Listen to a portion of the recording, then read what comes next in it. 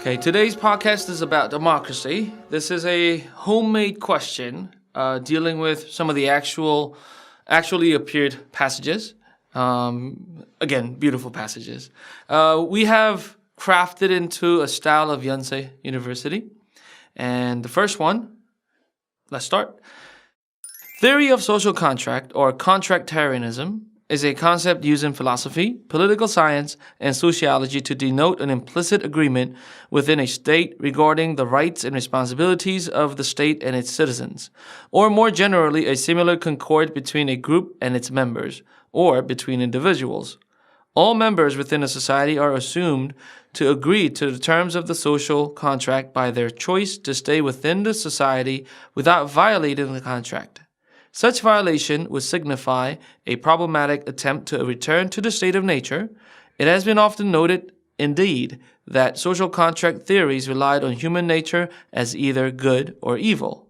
For example, the Leviathan, Thomas Hobbes, suggested the necessity of absolute monarch based on the theory of social contract. In contrast, two treatises of government, 1690, John Locke, contended for representative democracy based on his own version of social contract, which consequently contributed to the tradition of constitutional monarchy in the United Kingdom. On the other hand, in the social contract, Jean-Jacques Rousseau argued for a civil revolution and the ideal of direct democracy on the basis of theory of social contract. Now, this is a very concise history of all the democracy that we have gone through, the ideas of democracy. However, I would love to hear your take on basic, introduction of some of these books and ideas. Yeah, so these are three really, really significant. I would say less so the third, but definitely the first two.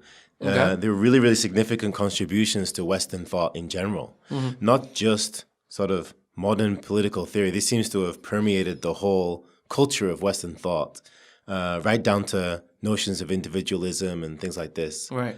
The Leviathan by Thomas Hobbes, very kind of pessimistic view on human nature. He was the guy who said that life would be, I can't remember the exact quote, but like nasty, brutish, and short if left to our natural rights. Right. And so he, as it says here, Thomas Hobbes suggested the necessity of absolute monarch. Like an all-powerful king or queen. Could we compare him to Machiavelli? Yeah, interesting comparison. Yeah, maybe. In the sense that we have unlimited rights. Right. Meaning you have the right to rape and kill. Like if that's what the situation dictates. And that was what he was trying to ward against. Okay. My understanding was that Thomas Hobbes threw the idea, and he brilliantly came up with the idea that king needs people, it's people of subjects, as much as people needs the king. However, he also says that the king is the absolute ruler and absolute power. Yeah, and there is a strange logic to that with regards to political organization. Such that in modern democracies, the government does not own the people, does not own the land per se. Right. It's the people, they steward it for the people. However, if the monarch actually owned the people and owned the land, right, they would at least have a vested interest in keeping it safe in theory. That's interesting. Whereas modern politics isn't based on that. It's about, spend 4 years in power and then get what you can, is often what people say. Right. Yeah. Okay. And moving on, two treaties of government. Well, this is the cornerstone of American government, right? Okay. John Locke, famous for putting forward ideas of inalienable natural rights. Right. Inalienable meaning unchangeable. You can't take them. No one can take them from you because God gave them to you. Now, maybe that kind of religious sentiment doesn't appeal to many people these days, but the idea of inalienable rights would, in theory at least, protect us from a lot of the encroachments of government on our personal and private lives. Right. Starting from, right to do whatever you want to your body. Yeah. Because it's your own. I mean, that's at least clear that it's your own thing. Yeah, you have ownership of your body and your your property, right? Okay. And how does representative democracy here differ from, I guess, the social contract ideas from Thomas Hobbes? So here he's talking, but actually this did turn into representative democracy. But like it mentions here, it contributed to the constitutional monarchy of the United Kingdom. Right. So it wasn't just used for representative democracy. It actually became a monarchy too. But yeah, here he's saying we have inalienable rights that cannot be taken. Whereas Thomas Hobbes is saying either we have unlimited rights or, put in another way, we have no rights. Ah, I see. And here, the rights are for the people or for the king? For the people. For the people. Yeah, okay. for individuals, king included. Okay. Yeah. Not the king over the people, just each individual person. And then John Locke saying that we have, and he, I guess, distinguished the form of rights that we have. And right? and the exact rights also, to a large extent. You have the right to not be attacked, unprovoked, things like this. And in that sense, is John Locke saying that there are certain rights that even kings cannot interfere? Yeah, because God is above the king. Okay, and since the speaking of the word God, can we say Locke's idea has religious sentiments to it? Oh, for sure. Yeah, the whole thing was based on those rights being given by God. Okay. There are other more modern thinkers who also believe in inalienable rights, but they invoke just nature and other logical sort of not loopholes, but not tricks, but means to somehow prop up the idea of these natural rights that weren't given by God, but however are still inalienable. I see. All right, and moving on, the last social contract. Jean-Jacques Rousseau argued for a civil revolution and the ideal of direct democracy on the basis of theory of social contract. Yeah, this guy is also very influential. Maybe not as much as the other two. Maybe that comes from the time which he was writing, a little bit after the others. But yeah, the social contract, that's also, at least subconsciously, often what people buy into. Right. If you've ever heard someone say, if you don't like it, get out. That's a very succinct summary of Rousseau's philosophy. You gain your civil rights. Right. From the government. They will give them to you if you will you're obedient to their various rules and laws. And the sort of byline for that is, if you don't like it, then you can always leave. Can we also talk about time period? Now, it seems obvious that in 1651 and 1690, kings were present. Yeah. Right? What about 1762? Very much so, also. Yeah, right. I mean, we still have kings and queens today in some places, but yeah, very much so. However, at this time, this is sort of following the Enlightenment, right? So in this period, so we're starting to see the power of the individual, the sanctity, the sanctity of the individual, raised in its prominence. Around this time, maybe, I think it was around this time, I may be wrong, but we'll see. Like people like Martin Luther also, this is a similar movement is happening in religion. We have an individual relationship to God, and neither the king nor the government can ever intervene in that. And that is a parallel thing that's happening. So we could maybe say that actually culture is driving these political and religious movements, or the other way around. It's hard to tell. Okay. But wow, anyway, that's a very good point. Briefly, can we talk about, because whenever idea of democracy is discussed, we can't not discuss, I guess, Roman democracy or Greek democracy, Socrates and them. Yeah. So it's kind of interesting because at that time,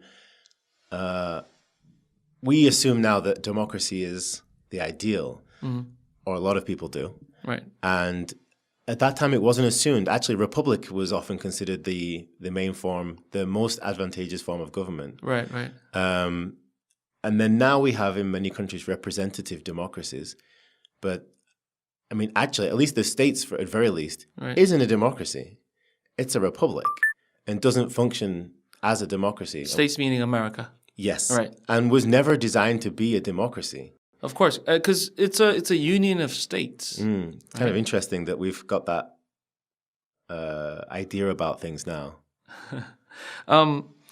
the direct democracy here, if we were to use the ideas of democracy from Jean-Jacques Rousseau, is it similar to what Korea sort of have when it comes to at least the election of the president?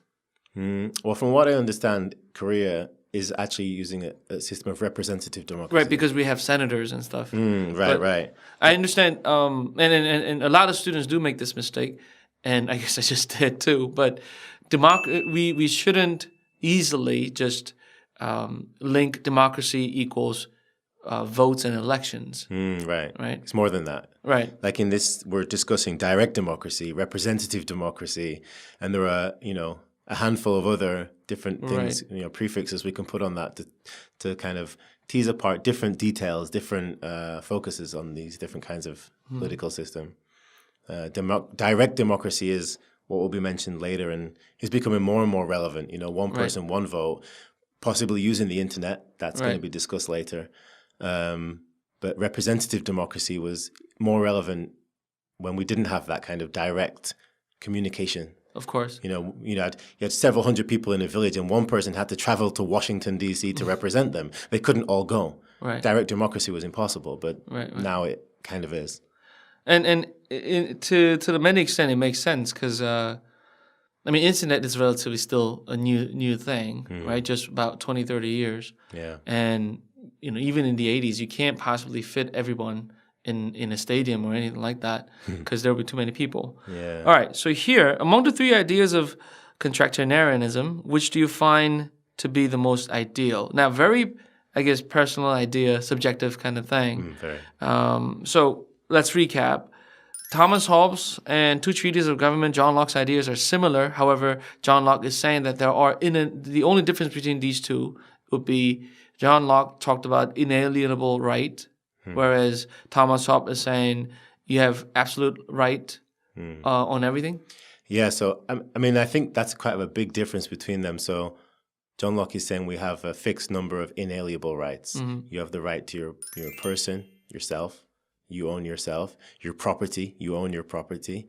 And your opportunity to pursue your own happiness, basically. Oh, okay.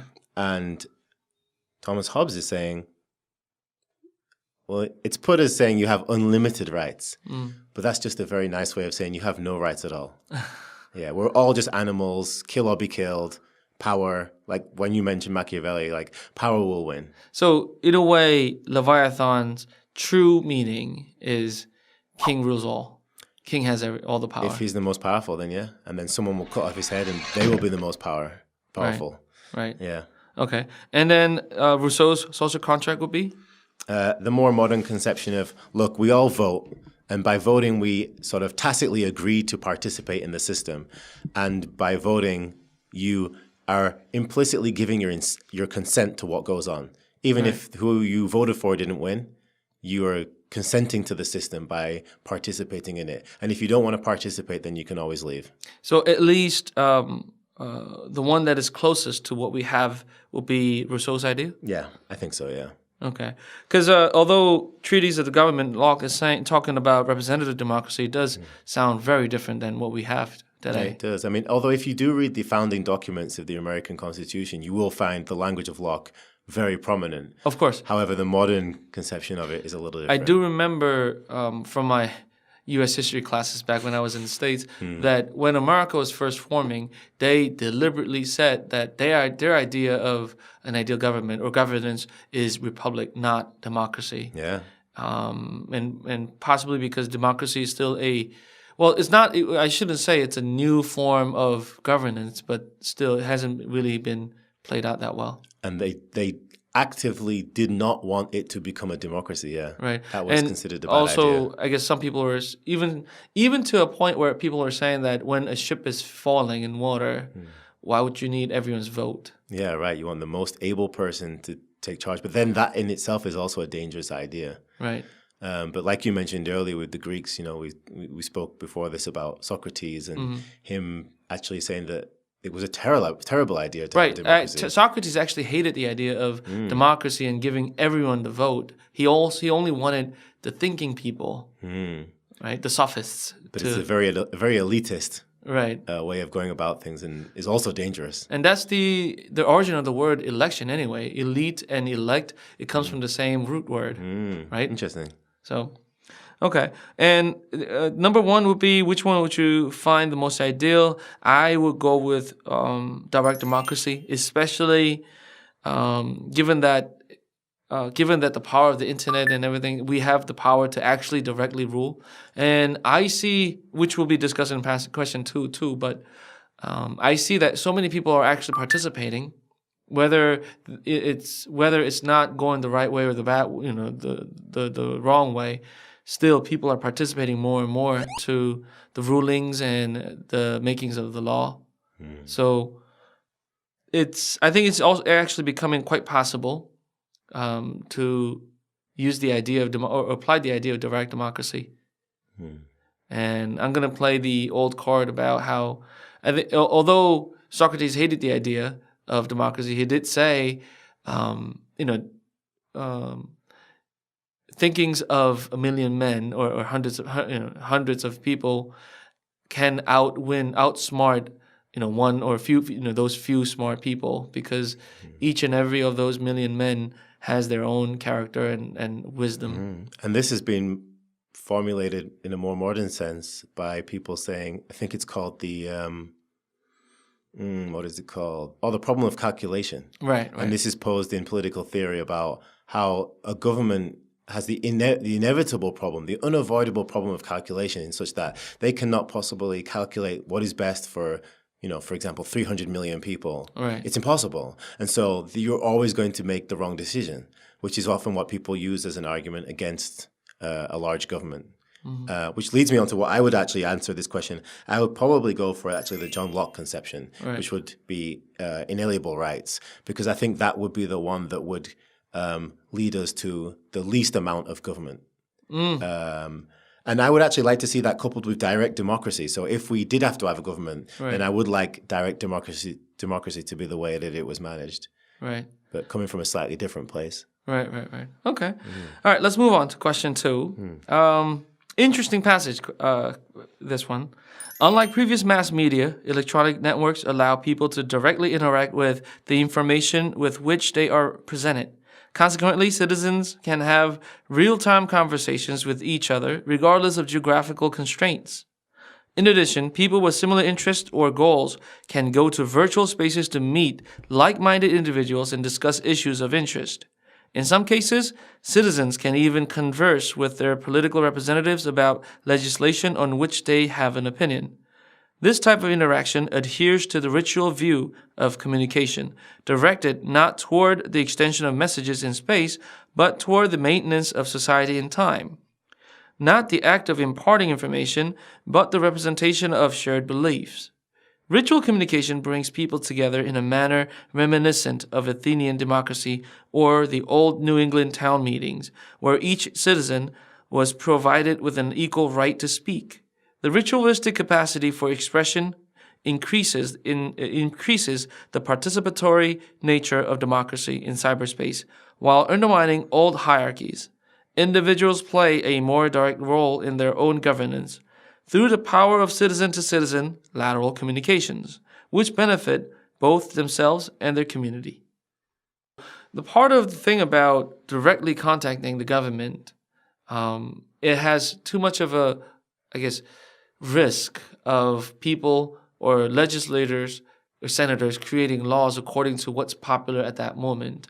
And whoever that is more, internet savvy, Facebook savvy, Instagram savvy, could literally lead their way.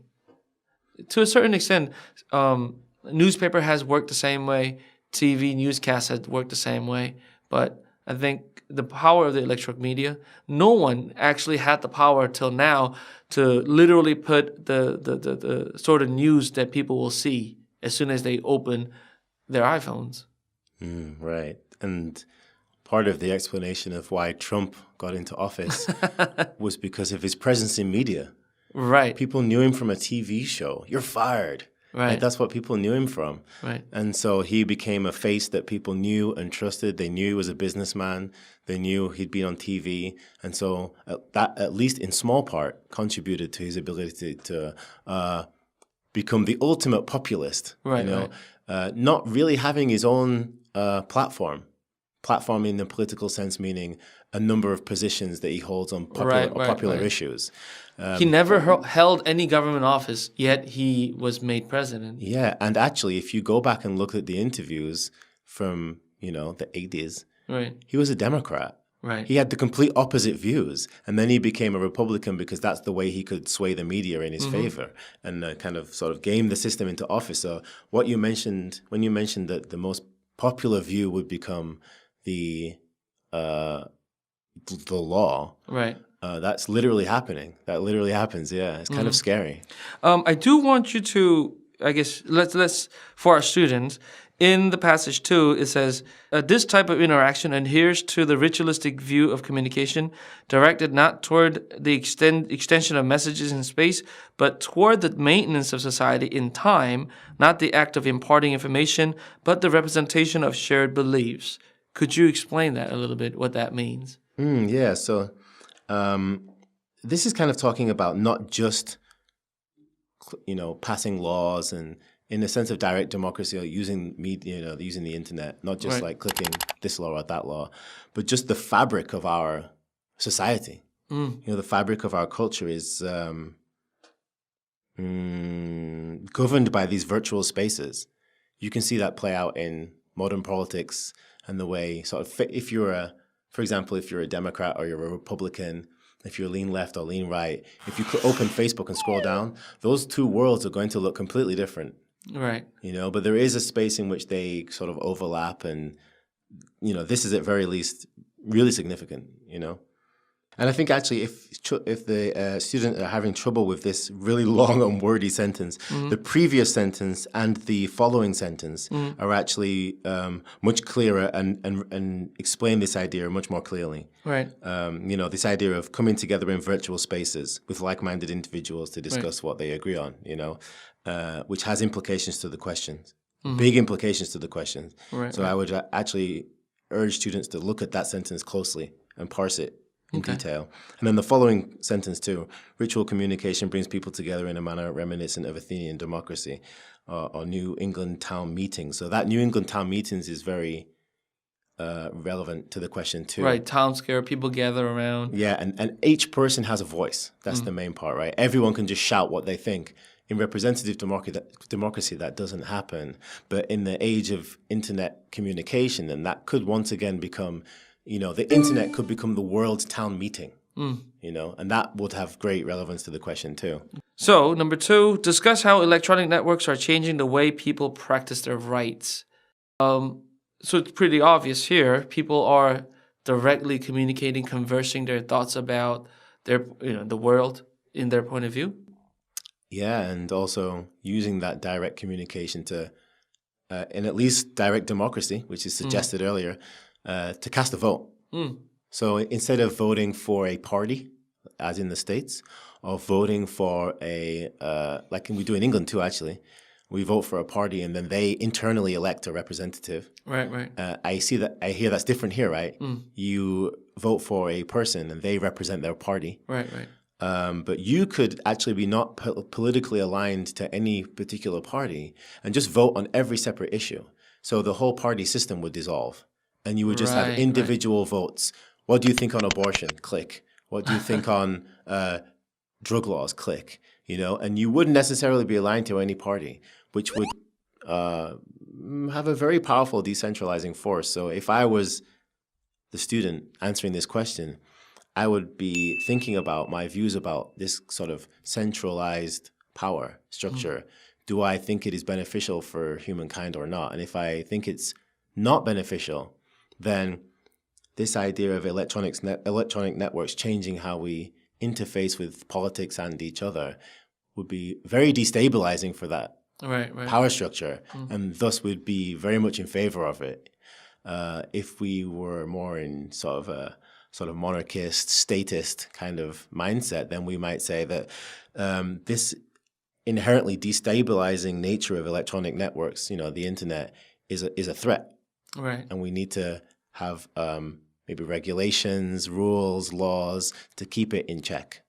The student should think carefully about those points. Right. Overall, the idea of, I guess, first of all, the students should understand that there are different levels of democracy, different kinds of democracy. Yeah. And this sort of direct communication can be very beneficial because it allows everyone to think and everyone to choose. However, it's also dangerous because mass amount of people doesn't really make anything right. Sometimes there could be only one person knowing the right answer for any kind of problem. Yeah, right, Galileo. Right. If everyone took a vote on what would be taught at that time, we would all have been wrong. Right. Yeah. All right. But it is true, electronic networks are changing the way, in the way that the law is being created. And it will even in the future change the way people will vote, cast their votes. Yeah, which, to make it even more relevant to the question, is that one of the quintessential ways that the modern person is said to practice their rights. Right. Your right to vote is your key, your window into being able to control your rights and how they're expressed. And I really like what you said about how internet is becoming sort of like a virtual town meeting space for everyone to meet and discuss their ideas. Yeah, which you only need to check the YouTube comment section to find that the dangers of that. Right. If anyone can just shout their opinion. Okay. All right, so let's move on to question 3. The author of passage 2 seems to be suggesting that direct or semi-direct democracy may be the future of political structure. In what way does this thought contrast with that of passage 1? Which form of democracy would you consider to be the most effective in today's world? As a strategy, even with question 2, right? If you had answered direct democracy is not the way to go, a student would have to be very careful in answering number 2, right? And number 3 the same way. It will keep on testing you. Of course, you could change your thought, but if you're going to change your ideas, you're going to have to give a proper reason why, right? Because this had changed. So here, how does passage 2 contrast with passage 1? How would you deal with this one? So passage 2 seems to be telling us all about the as it says here, electronic networks. Right. And the implication is, I think, towards more direct democracy, which is actually mentioned in the first passage, right at the end there. But for the most part, the first passage is talking about things that may not, on the surface of things, lend themselves too well to direct democracy. Right. For example, Hobbes is talking about as having basically no rights or unlimited rights. And, there's no real place in direct democracy for that. Right. Because it's just, whoever has the power, will control.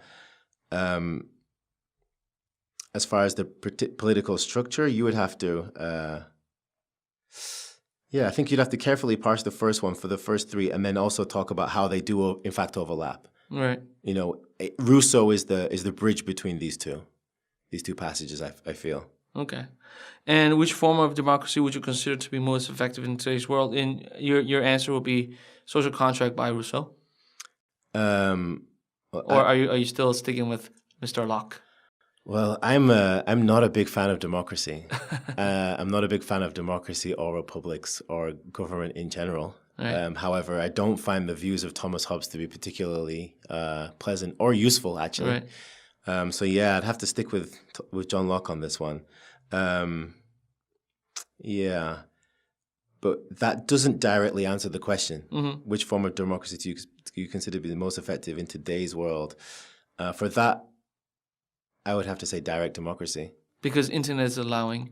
Because I feel like the communication and the spread of truth, right, the spread of information on the internet is not something that, if that is a threat, then you're on the wrong side of history.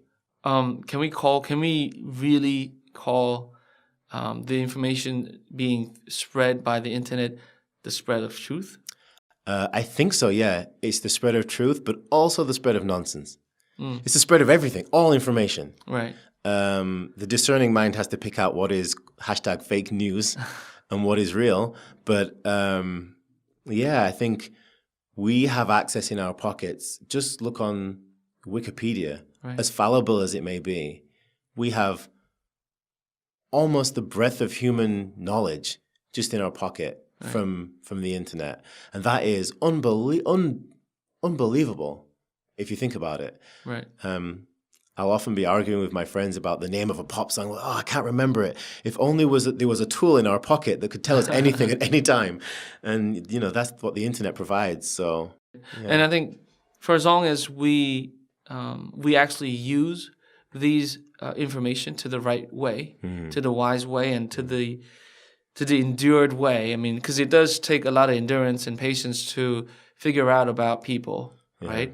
But if we do, I guess it is possible to provide direct democracy to people. And again, the idea about how a million minds could still triumph over, you know, those few brilliant minds, right? And you know, this goes back to, I guess, our first talk about utilitarianism, right? If you look at the idea of utilitarian, right, the world where a million people choose should have to be better than, you know, where a few or 10 or 100 elites of that society choose. Right, and that's one reason why I go for direct democracy, because there's a part of me believes that is a naturally destabilizing political system. And that's a good word, destabilizing. Yeah, so my political affiliation, or not affiliation, but tendency is always towards less government. And so any system that would be destabilizing would be something that I would be in favor of. And we could say laissez-faire here? Oh, laissez-faire, yeah, capitalistic, almost, yeah, anarcho-capitalist almost. So anything that would mean less government and more protection over people's rights. Now, yeah. But anarchy would be a wrong word to be used here, obviously. I mean, anarchy would be the wrong word to be used about direct democracy, yeah. All right. However, I think as a goal, yeah. But anarchy is an umbrella term with a very bad reputation. Right. And I think there are a lot of very unacademic discussions surrounding anarchy.